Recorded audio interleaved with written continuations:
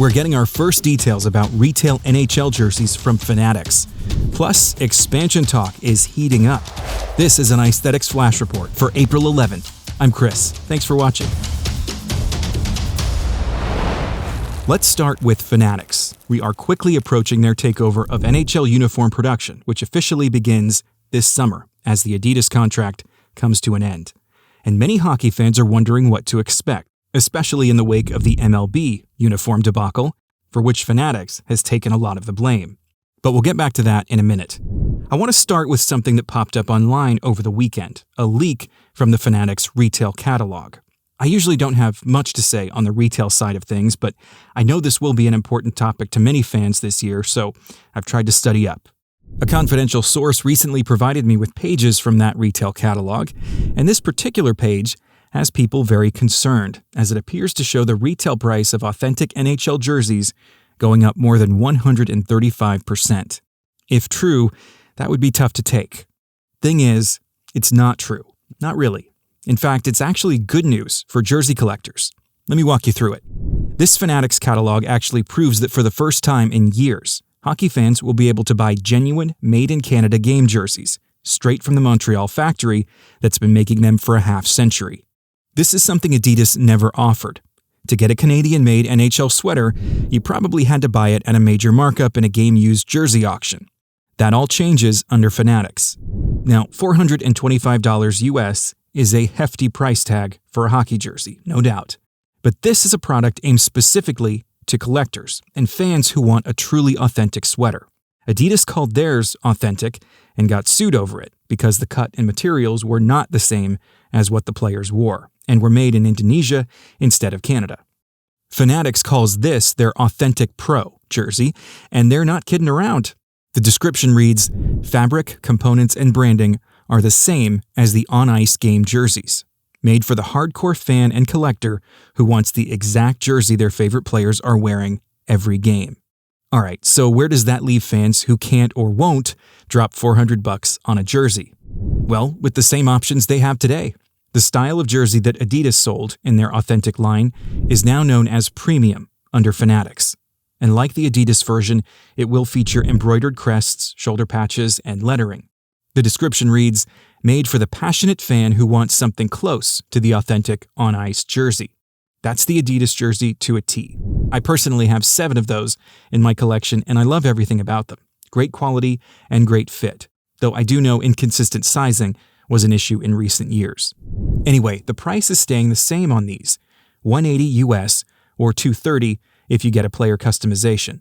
So that's more good news. A great quality jersey actually becomes the middle tier under Fanatics. Meanwhile, the breakaway replica, the lower tier, will continue to be an option for $135 US or $175 for player jerseys. This one has the heat-pressed, sublimated crests, shoulder patches, and lettering, so no big changes here, and while it may not appeal to hardcore jersey fans, it's an affordable option for a lot of people, so that remains in the mix. In addition, the youth and women's cuts will remain available, and a retail version of the new practice jerseys will also be available, but I'm not sure if it will have the same embroidered crest that I previously reported will be present on the new player-issued jerseys. So Fanatics will offer 6 different styles in their 2024 NHL jersey collection. Of course, it does mean that whichever option you choose, you're still buying from Fanatics, and whether it's deserved or not, there's a lot of negative press out there. So am I still as optimistic as I was a month ago? In a word, yeah, Adidas got a lot of grief for not offering a true authentic jersey option. Fanatics is hearing that and doing something about it. They're upgrading practice jerseys, which they don't really need to do. You've probably only ever seen one in a team's social media post. And on the business side, they've started cleaning house. There's a new CEO for Fanatics Commerce, who I'm told is intent on improving the fan experience. Now, these may seem like small things, but Fanatics is tipping their hand here. They know their reputation needs work, and they're working on it. If you're a believe it when you see it type, I get that. I am too. All I'm saying is there are some good signs, despite what you may have seen at your latest baseball game. Which brings us back to where we started. I mentioned this in my last Jersey Watch video, but the new MLB jerseys were designed entirely by Nike and manufactured by Fanatics. And Fanatics has been manufacturing baseball jerseys for Nike since 2020. If you didn't have a problem with the jersey quality over the last 4 seasons, then you didn't have a problem with Fanatics. If you didn't have a problem with the MLB uniforms from Majestic since 2017, you didn't have a problem with Fanatics, who bought the Pennsylvania company that year. All that said, it is not my place to defend Fanatics, only to set the record straight about what hockey fans should expect going forward. But the MLB did defend Fanatics. In a statement reported by The Athletic last week, the league said, "Fanatics has done a great job manufacturing everything to the exact specifications provided by Nike.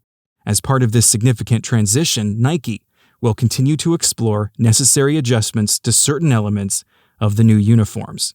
That's kind of a big thing to say. The league is basically throwing Nike under the bus here. You don't do that on a whim. And let's be honest, it took a long time for any of the players in this story to address the issue directly. So, that's all baseball. What does it have to do with hockey? Well, in the NHL, Fanatics will basically be switching roles. They'll be designing the hockey sweaters and employing the same factory that's always made them to keep making them. I'm not worried about the factory. They know what they're doing. The wild card is Fanatics. They've never designed big league game jerseys before. Again, Nike designed the MLB jerseys. But what gives me confidence is the team Fanatics has assembled to do the design work. We can get into their credentials another time, but they are the right people for the job, if you ask me. And I know what you're thinking, but what about the many examples of botched merchandise I've seen from Fanatics over the years? There's no denying it. Accounts like Fanatics Sucks have documented it well. Fanatics makes 2 noteworthy claims here. One, that their defect rate is lower than most retailers, but they ship a crazy amount of products in the neighborhood of 100 million. So even if that defect rate is 1%, it's still a million unsatisfied customers, right? Not ideal. 2, Fanatics says they manufacture less than half of what they sell. I'm not sure that's a good excuse, though. Fanatics may not like being blamed for defects they had no part in creating, but as long as they're the ones taking your money, the buck stops with them. My point is, they know this, and they're making changes internally because despite their many big league deals, their brand cannot sustain much more punishment. If the MLB was willing to call out Nike to make changes, you better believe Fanatics will not be immune to that if they screw up their shot with the NHL. Which is why I'm still optimistic. And until I start seeing genuine signs of trouble with NHL jerseys under Fanatics, I'll hang on to that optimism, if only because it's in my nature. And not to belabor the point, but keeping jersey options and prices steady while adding a long-sought-after authentic option for collectors, these are positive signs, if you ask me.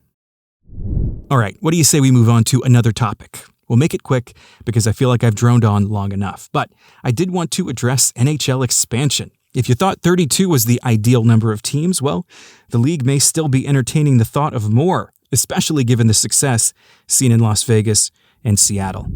Ryan Smith, owner of the Utah Jazz, has long been talked about as a prospective NHL owner in Salt Lake City. The NHL even responded publicly to Smith Entertainment Group's interest back in January. Then on Monday, Smith shared a link to a survey titled "Bringing the NHL to Utah." The survey had one question: if an NHL team were to come to Utah one day, what should we name it? That question may have seemed premature at first, but on Wednesday, a report came out suggesting the NHL is making a contingency plan in the event the Arizona Coyotes need to relocate over the summer. Salt Lake City would be an easy option, meaning that team name might come in handy sooner than anyone expected. Speaking of future plans, could the third time be the charm for Atlanta? 2 different groups have shown interest in bringing a team back to Georgia, and being a big market, the NHL is almost certainly interested. Another big untapped market is Houston, Texas, and NHL insider Kevin Weeks reported they had a group meeting with the NHL in New York on Monday. So the next few years could be interesting on the expansion front. I'll definitely keep an eye on it because new franchises mean all kinds of new branding, and that is what Icethetics is all about. And that's all for now. Don't forget to drop a like on your way out if you don't mind, and subscribe to the Icethetics channel so you don't miss out on any future updates. Thanks again for watching, and see you next time.